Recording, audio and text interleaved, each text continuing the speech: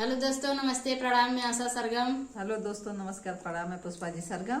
आप लोग सामने हम लोग लेकर आए हैं छठ पूजा गीत। आप लोग जैसा वो बताइए कैसा लग रहा है।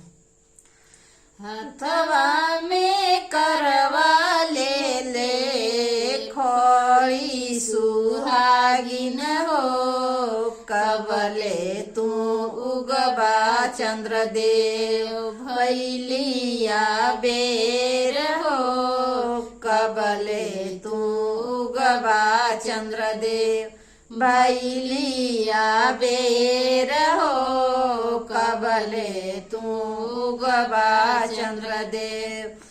दिन भर का भूखली तिरिया जो ताड़ी बाट हो, कबले तू उगबा चंद्रदेव भैलिया बेर हो, कबले तू उगबा चंद्रदेव भैलिया बेर हो, कबले तू उगबा चंद्रदेव।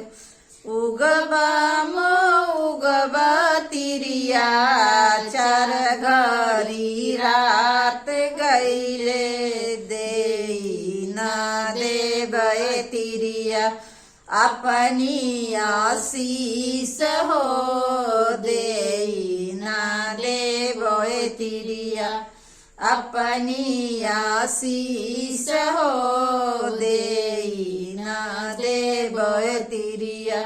उगबा उगब तिरिया चार घरी रात गईले, दे ना देवे तिरिया अपनी आशीष हो, दे ना देवे तिरिया अपनी आशीष हो, दे ना देवे तिरिया।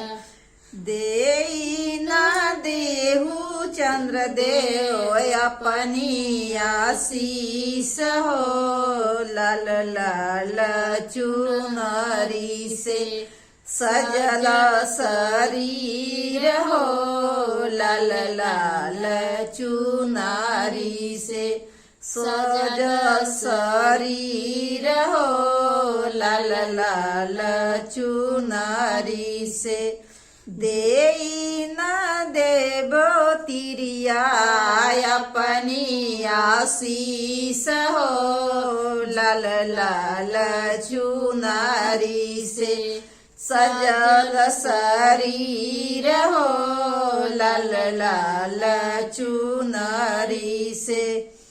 जुग जुग जियो तिरिया तोहर सुहाग हो, से नुराया मारा हो, हमारी आशीष हो, से नुराया मारा रहे, हमारी आशीष हो, से नुराया मारा रहे।